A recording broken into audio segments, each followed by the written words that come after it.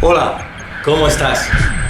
Deseamos de nuevo volvernos a encontrar para abrazarnos y de nuevo explicarnos historias, pero qué bueno que podemos, como mínimo, vernos en estas formas. Queremos seguir profundizando en la palabra. Estamos en esa serie número 12, enfrentando tiempos de crisis. Hemos hablado de qué hacer en tiempos de crisis, de cómo compartir la verdad en esos tiempos, de cómo invitar al Espíritu Santo en una era, en la era del Espíritu Santo. Y hemos también hablado de 7 claves para vencer la frustración. Y en esta ocasión quería responder a la pregunta: ¿qué temes? ¿Cómo están nuestros temores? ¿Qué está sucediendo en nuestro corazón? En un tiempo de crisis, sin duda, pues son afectadas esas 3 áreas que son muy comunes: salud, dinero y amor. Y en esas 3 áreas encontramos pues cómo ciertamente la salud está siendo muy afectada, cómo el dinero pues está llevando y conllevando una crisis posterior, y el amor, el no poder encontrarnos con personas queridas. Y ahí vemos que nuestras capacidades son muy limitadas. Te voy a contar una historia. 1914 a 1918 fue la Primera Guerra Mundial. Fue nefasto para tantas naciones, tantos fallecidos, una guerra tan letal. Pues fue muy curioso porque al finalizar 1918, en tan solo ese año, la gripe común se llevó al triple de personas fallecidas, tan solo por esa gripe. Estamos hablando de en torno a 30 millones de personas fallecidas en tan solo un año. Algo terrorífico. Personas que habían vencido la guerra, personas como presidente David Lloyd George, por ejemplo, de Estados Unidos, o el Kaiser Guillermo II, o personas de un liderazgo excepcional como Alfonso XIII, fueron fallecidos por esta gripe, lo que la guerra no los pudo llevar. Incluso también personas importantes en el mundo de las artes. Gustav Klimt, este autor de esa obra pictórica El beso tan famoso, murió también por la gripe. Y un amigo suyo, Edvard Munch. Edvard Munch llegó a ser tan tocado por la gripe, no falleció por ella, pero quedó con unas secuelas tan fuertes que llegó a representar pictóricamente la obra más conocida, una de las más conocidas de toda la historia, El grito de Munch. Podéis visualizarlo, una imagen que denota una devastación, un terror. Fue un autorretrato de sí mismo dentro de esa perplejidad, de dolor, de desesperación, esas curvas, esa inestabilidad, mostrando ese ataque contra sí mismo. Y ciertamente, a veces nos podemos encontrar así, sea por dolor o sea por temor. Los temores nos aterran, nos desequilibran, nos inquietan y nos trastocan hasta un punto extremo. Encontramos que ese grito es el que nosotros podemos también llevar muchas veces al cielo. Y hay un texto en el cual Jesús ya advirtió de qué sucedería. Él llegó a decir, en Mateo 24, versículo 6, podemos leer: y oiréis de guerras y de rumores de guerra, pero mirad que no os turbéis. Y continúa diciendo que habrá pestes y muertes y terremotos, hambres, pero no os turbéis, dice el Señor. Sí es cierto que nosotros estamos buscando el bienestar absoluto, en esa salud, dinero, amor, que nada trascienda de aquí, pero el ser humano es limitado en esta vida limitada. Y Dios ve las cosas con perspectiva y lo importante es ver ese futuro que hay después, que Dios nos quiere enseñar. Hay un texto que escribe el apóstol amado Juan, y Juan llega a decir en primera de Juan 4:18, llega a decir: en el amor no hay temor, sino que el perfecto amor echa fuera el temor, porque el temor lleva en sí castigo, de donde el que teme no ha sido perfeccionado en el amor. Es decir, el que tiene temores es porque no tiene amores. El que tiene temores está continuamente ya siendo castigado por ese estado. En cambio, el que ama, el que se siente amado, esto echa fuera cualquier tipo de temor. Cierto es que la vida es limitada. La salud pues va a ser tocada tarde o temprano y un día tendremos que partir con el Señor. Incluso Lázaro, que fue el amigo de Jesús, que fue resucitado años después, tendría que morir. Porque estamos en un mundo caído que tiene muerte, pero Dios mira con perspectiva lo que sería la segunda vida o la segunda muerte. ¿Qué sucederá después de este tiempo? A veces pensamos en el dinero, en la economía, en las riquezas, pero dice la palabra de Dios que no las miremos porque tiene alas como las águilas que ahora están aquí y se van. Y es verdad que las riquezas pueden ir y venir, que no pongamos los ojos en ellas. Y también qué decir del amor, como buscamos pues estar con nuestros seres queridos, pero qué bueno es saber que Jesús siempre está ahí y que siempre nos puede colmar de consuelo en momentos de soledad o necesidad. Mira, el amor manifiesto es el que echa fuera el temor.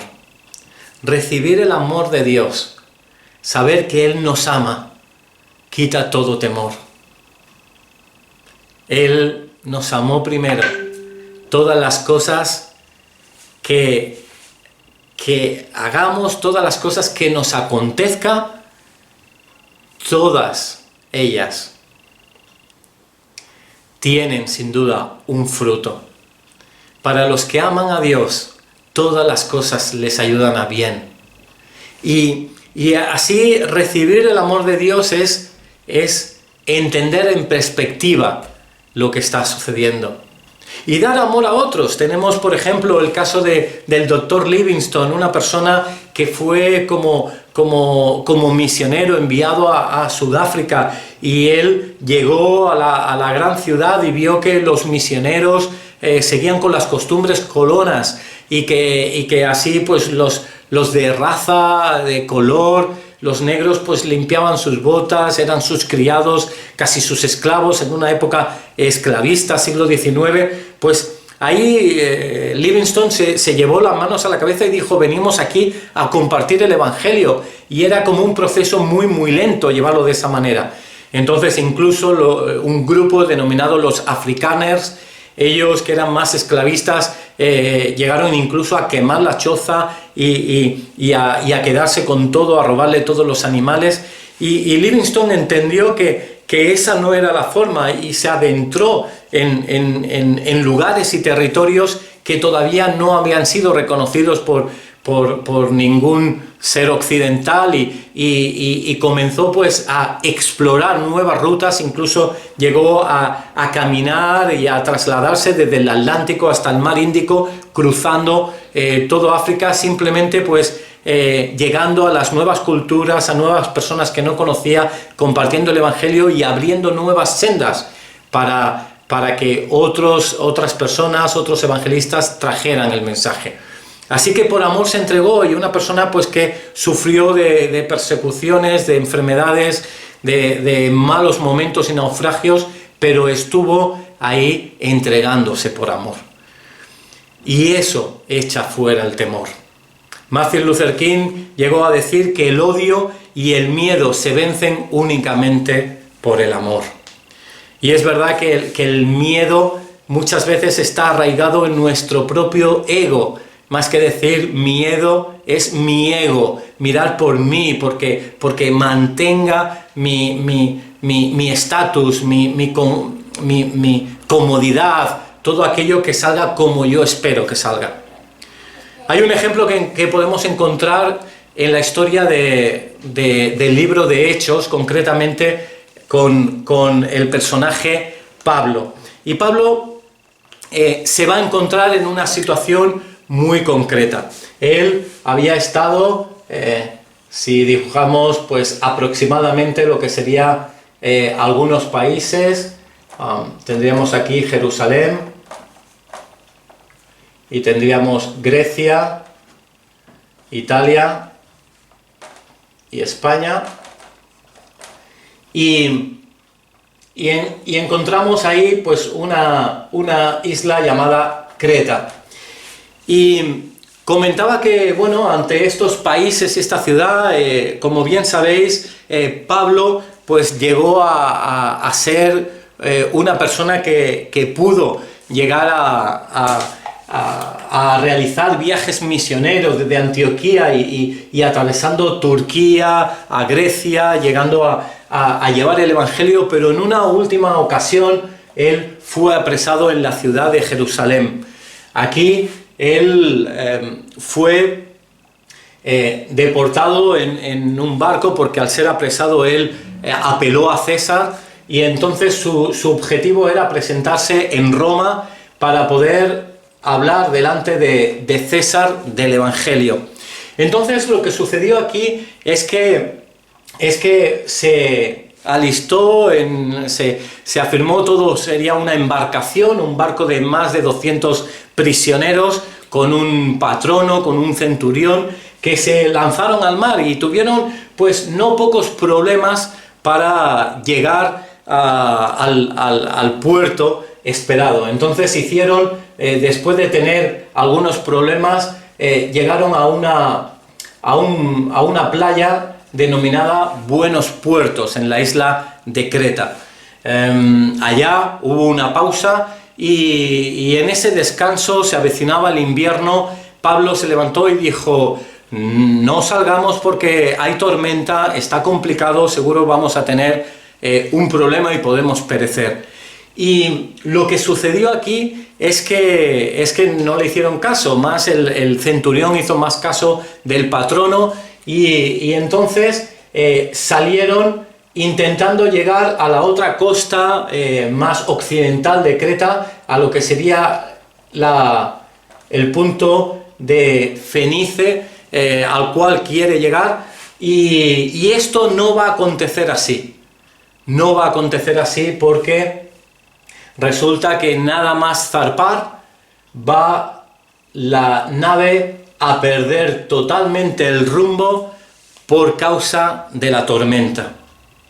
Hechos capítulo 27 narra esta historia y entonces habla de cómo un viento huracanado viene sobre esta embarcación, un viento que va a ser tremendo sobre toda la tripulación, sobre todas las velas, va a zozobrar de una manera tremenda, las olas van a ser muy altas y va a ser muy complejo tirar adelante con esto.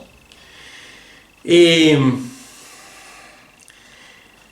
aquí encontramos como a Pablo no se le ha hecho caso y él va navegando por este lugar. Sin duda, con lamento, una furiosa tempestad aterra, y en el versículo 20 incluso podemos leer directamente cómo dice: habíamos perdido toda esperanza de salvarnos. El mismo escritor, Lucas, escribe de su propia mano sobre este naufragio. Encontramos a un Pablo pues sumido sin duda pues en lamento, en dificultad. Salió pues de un punto como esta figura de aquí, salió de un punto de esa Creta, salió en ese barco, pero en ese barco va a encontrar esa tormenta terrible. Pero aquí sucede algo que podemos a lo menos imaginar, y te voy a invitar a imaginar un punto. ¿Sabes? Pablo siempre iba acompañado de un médico llamado Lucas. Este médico llamado Lucas fue el que le acompañó para pasar de Turquía a Grecia, lo que sería Europa, para llevar el Evangelio. Era necesario que Lucas estuviera cerca de Pablo porque Pablo tenía muchos problemas de salud. También, sin duda, en este último viaje de Pablo, también estaba sin duda Lucas a bordo. De hecho, es quien va escribiendo y relatando este texto, el texto del libro de Hechos. Y Lucas había escrito también historias sobre Jesús. De hecho, más o menos años antes, en el año 60 aproximadamente, se salió a la luz ese evangelio. Y podríamos hablar, pues más que la Reina Valera del 60, pues el texto de Lucas del 60. Y es como la primera versión fresquita. Y ahí Lucas, imagínate, podemos llegar a suponer cómo explicaría historias a Pablo. Y a Pablo quizás le llevaría a explicar esa historia maravillosa de cómo llegó Jesús a encontrarse en una situación similar juntamente con sus discípulos. Si quieres acompañarme en el Evangelio de Marcos, capítulo 4, versículo 35 en adelante, dice así: aquel día, cuando llegó la noche, les dijo: pasemos al otro lado. Y despidiendo a la multitud, le tomaron como estaba en la barca, y había también con él otras barcas. Pero se levantó una gran tempestad de viento, y echaba las olas en la barca de tal manera que ya se anegaba.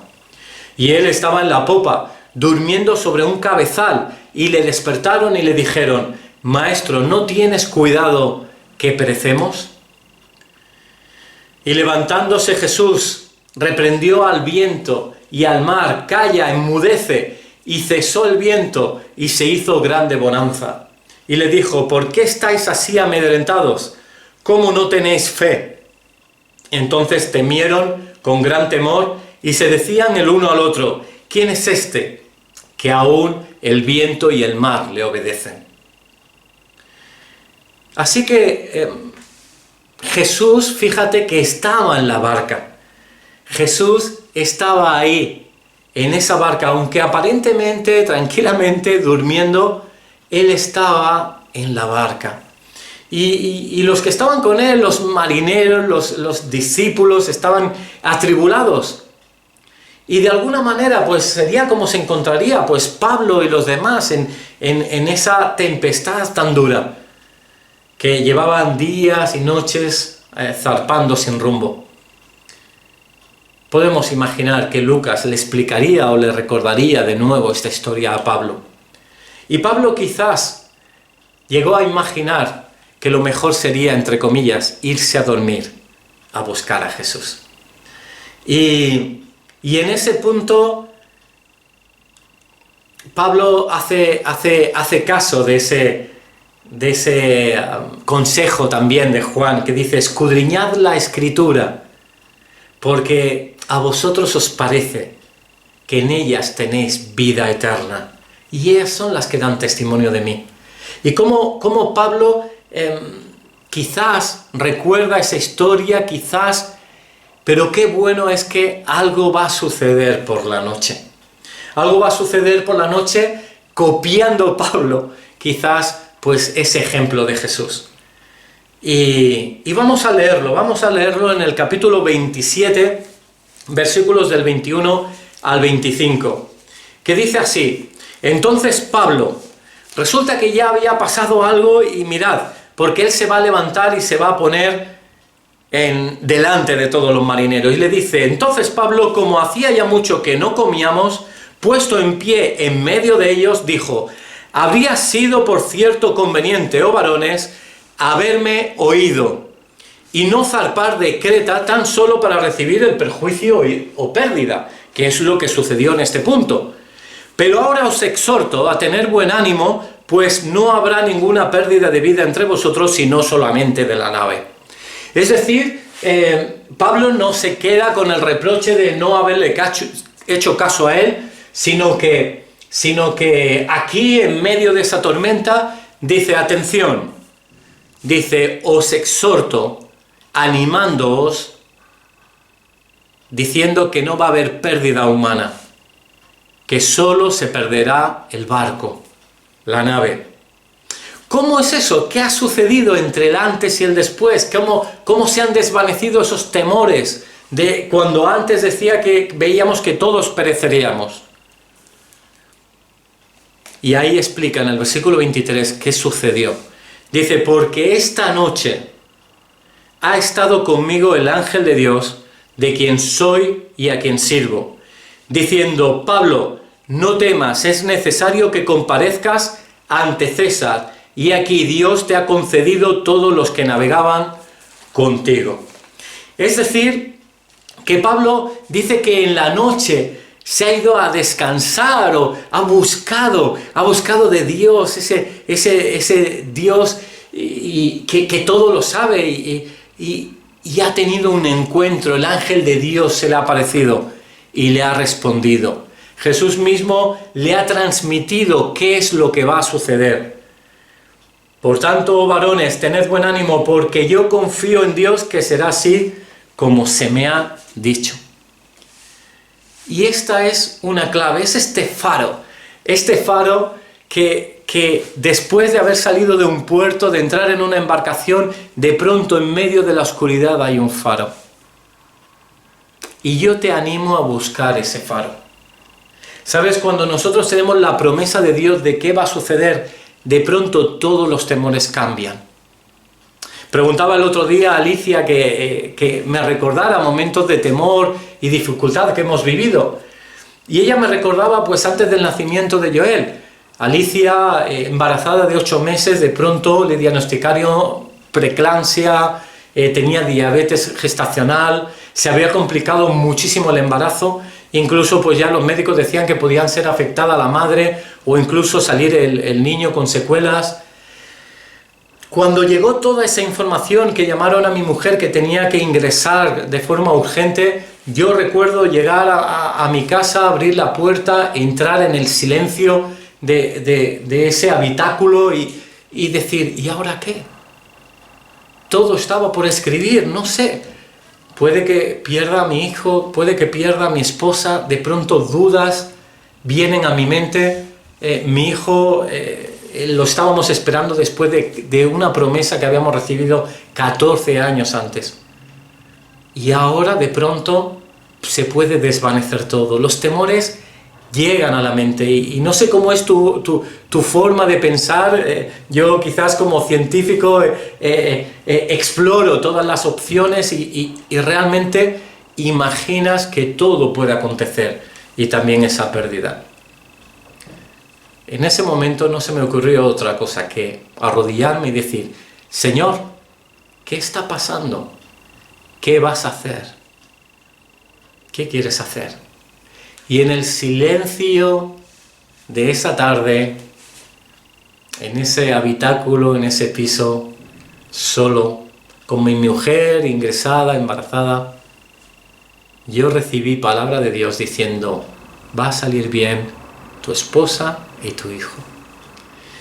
De pronto todos los temores cayeron, de pronto estuve relajado, pude preparar bien pues aquellas cosas que tenía que tener a punto, pude dirigirme hacia el hospital con tranquilidad, pude ver pues momentos críticos que hubieron, pero con una calma extrema en todo el proceso, hasta ver con felicidad y sabiendo que Jesús protegía la vida de mi hijo y de mi esposa.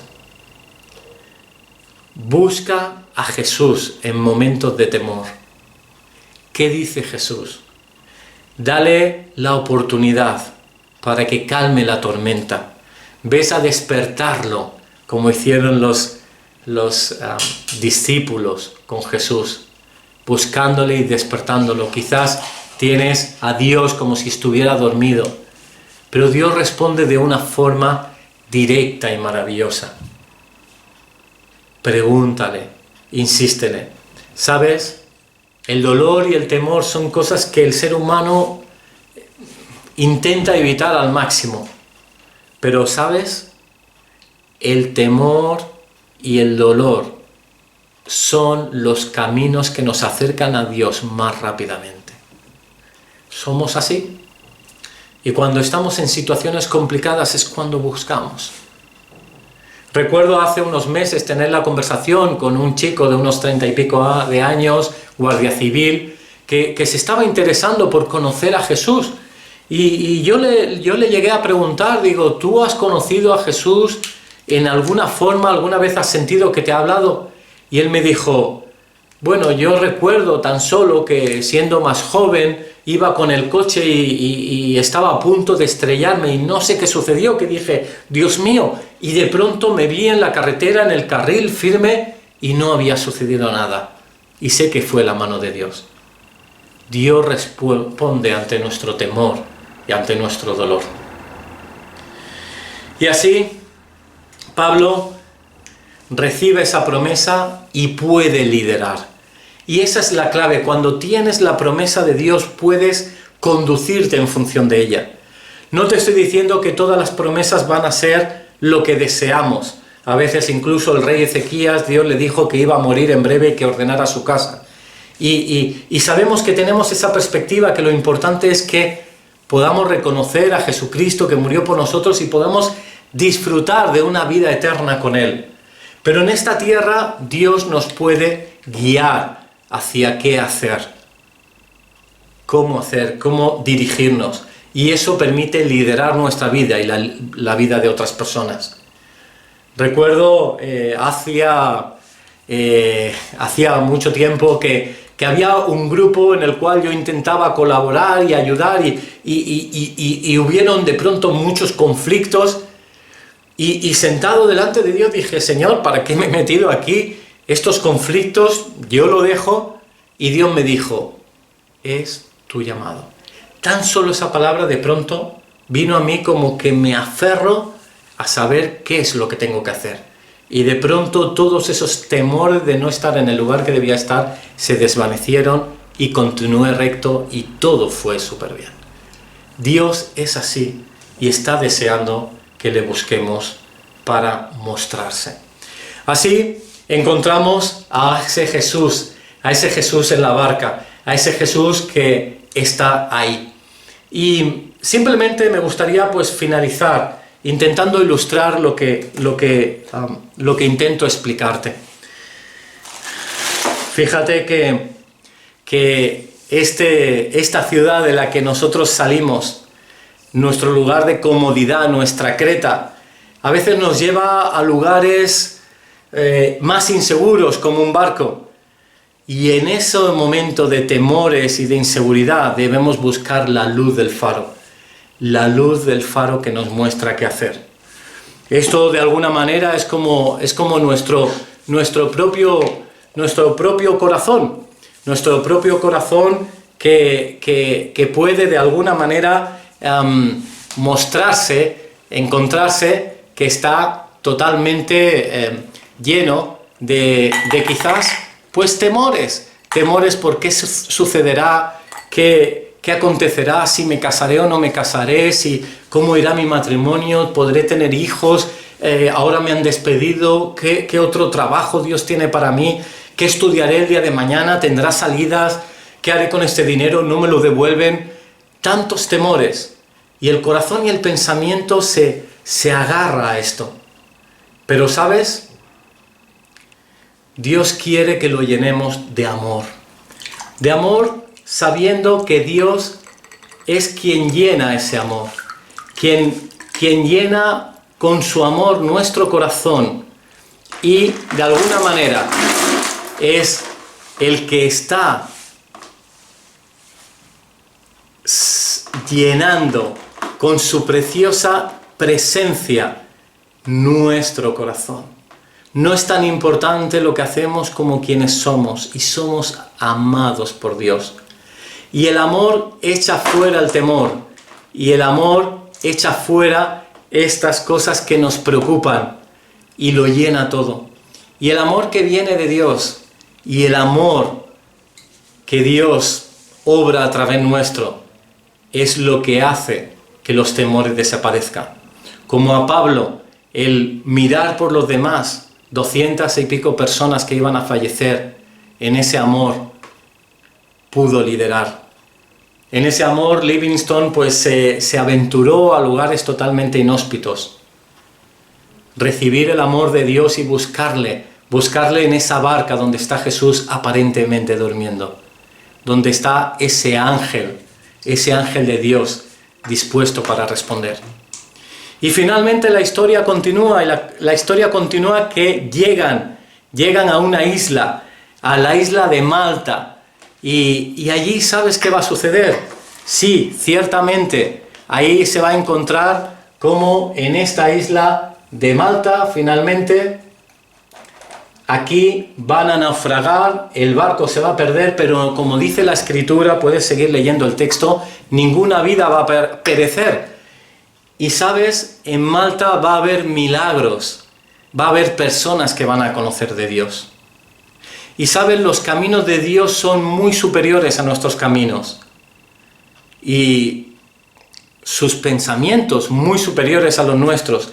Y si Pablo tenía unos pensamientos y Lucas otros y el centurión otros y el patrón tenía otros, de pronto Dios permitió que fueran al lugar que tenían que ir para evangelizar y para dar a conocer a Jesús a los malteses, a otras personas que estaban esperando recibir, y muchos creyeron en aquella ciudad, en aquella isla. Así encontramos cómo también fue el deseo de Pablo más adelante llegar a Roma y poder explicar delante de César quién era Jesús. Por tanto, no te dejes perder por los temores, no nos dejemos equivocar. Los temores son como carcoma que van comiendo el pensamiento, el corazón, los sentimientos, el ánimo y también el tiempo y los recursos. Descansa en Dios, búscale, busca de su presencia y dile: Señor, ¿qué quieres hacer en esta situación? Puedes hacerlo si quieres en este momento. Puedes decirle en este momento: Señor, sabemos que la Biblia dice, decían 365 veces, no temas, una para cada día. Hay quien decía, no, 366, incluso para el año bisiesto. En más de 500 ocasiones habla de no temer. Y hay una frase que te quiero compartir: quien teme a las cosas es porque no tiene temor de Dios. Quien tiene temor de los hombres es porque no tiene temor de Dios. Quien tiene temor al futuro es porque no tiene temor de Dios. Quien tiene temor a la muerte es porque no tiene temor de Dios. Quien tiene temor de Dios, respeto a Dios, reconocimiento a Dios, reconocimiento del amor que Dios nos tiene. Quien tiene temor de Dios no teme nada más. Vamos a invitarle ahora, si quieres. Piensa en qué temor hay en tu corazón, qué te está atribulando ahora, y entrégaselo a Jesús. Puedes decírselo tan sencillamente como lo siguiente: Señor Jesús, te entrego este temor, esta preocupación. Te lo entrego. Te pido que me hables de qué debo hacer, de qué va a suceder. ¿Qué quieres conseguir con esto? ¿Para qué permites esta situación? Pero te lo entrego, tú eres Dios. Muéstrame tu camino. En tu nombre, Jesús. Amén. Hay dos imágenes muy diferentes. La del grito de Mook y la que puedes visualizar en esta camiseta. La del grito de Mook es desesperación en sí misma, sin ningún avance. En cambio, aquí podemos ver un proceso en el progreso de obrar de Dios. Quizás un estado de comodidad, quizás aventurarte a unas nuevas experiencias que van a sugerir temores, pero Dios está en la noche oscura también iluminando con su palabra y nos va a llevar a un puerto seguro, aquí en el cielo, en el lugar que tiene preparado, para llevar a plenitud su gloria, para reconocerle y agradecerle las cosas maravillosas que hace con sus hijos. Que Dios te bendiga y te abrace y te ayude grandemente.